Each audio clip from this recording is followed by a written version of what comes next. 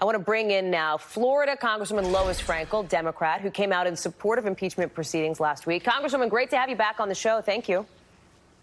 Thank you. Thanks for having me, Hallie. Lots to discuss, but let me start with what I just laid out. The White House saying they would like to see the House formally vote on an impeachment inquiry. Should the House Speaker just do that? Well, first of all, again, thanks for having me here. I was with the House Speaker yesterday, and she was with the group, and she spoke extensively on this. And her plans right now is to allow the Intelligence Committee to take the lead. And if they vote articles of impeachment, it will come to the floor. Can I play devil's advocate here? Would it lend the inquiry more legitimacy? Why not just hold this vote, get it out of the way, and then take that argument line away from the White House altogether? Why not just do that? Well, let me just say this. I don't think we should take our cues from the White House. They're not directing this. There is plenty of information that we have right now, including a confession by the President of the United States that he abused his power to interfere with election, to get a foreign government to do him a favor, to make up dirt on a political opponent. And we're not going to take our directives from the President of the United States on how we're going to proceed. I feel very comfortable that we're going to do this fairly and quickly. So do you believe the Speaker has then ruled out a full House vote on this impeachment inquiry? That's not on the table? I think right now, things are moving so quickly. There's something new every minute. So that sounds like a no, though, that it is off the table, right? For the moment. Well, you'll have to ask her, but from what I've heard, yes, I would say for now, yes, it's off the table. Let me ask you about these text messages we've been talking about. I know they came out overnight. I know they're very extensive, and there's a lot to sift through. We laid some of them out at the top of the show, Congresswoman. I assume you've had a chance to at least look at some of them. Do you believe that this back and forth between the former Special Envoy Kurt Volker, Sondland, between the Ukrainian envoy, do you believe this shows quid pro quo? Well, it looks like it does, but I want to emphasize this.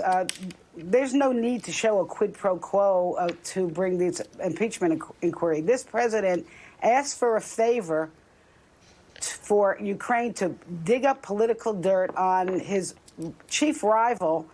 He asked them to interfere with elections. He abused his power. Those are all impeachable offenses. The fact that there may be quid pro quo, yes, I think that's obviously is an issue. But we're dealing simply with the man's confessed. He's confessed the crime. And I think what these hearings will do, and these subpoenas and getting some more documents and getting witnesses, it will corroborate what we already know. So based on that, based on what you just said, based on what we have seen from the president and that call to China to investigate, based on these text messages, based on everything else, what you have in front of you right now, would you be comfortable now saying, yes, you would vote yes on articles of impeachment?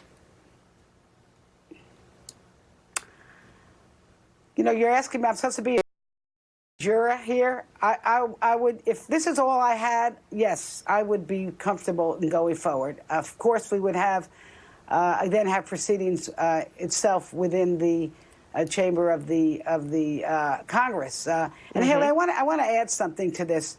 Yeah. I happen to have been in Ukraine the exact same days that Joe Biden was there to discuss pushing back on Ukrainian corruption. And I was there on a bipartisan mission, and we were directed by the State Department to talk to the then Ukrainian government exactly on the point that Joe Biden is now famously having talked to them about, which is the corruption that was going on in Ukraine. And the corruption had to do with their president, with their officials, and there was a big pushback by Republicans and Democrats. So this is sort of a red herring. This is an attempt by Donald Trump to basically destroy his top political rival. Some of your colleagues on the House Intelligence Committee are hearing behind closed doors, actually in the next 6 minutes or so, from the Inspector General of the Intelligence Community, Michael Atkinson. What do you hope they get out of him? What do you hope he says to your colleagues here today?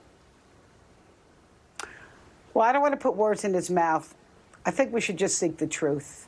This is a And I was with constituents yesterday for the first time at a town hall. All the folks wanted to talk about was impeachment. The first time. Yeah, where were your constituents? Were they all in favor of it? Is that what they were saying? Yeah, I mean, I've had many town halls. I am in a Democratic area, but the fact of the matter is, when I usually go to town halls, all people want to talk about is the cost of health care, which is still obviously a big issue. The fact of the matter is, all people wanted to do is talk about impeachment. Why? They are so anxious and worried. And so when you ask me what I hope for and what I want is to get to the truth. I want transparency. I want the facts to come forward. And then we'll take it from there. Okay. Congresswoman Lois Frankel, I appreciate your perspective joining us.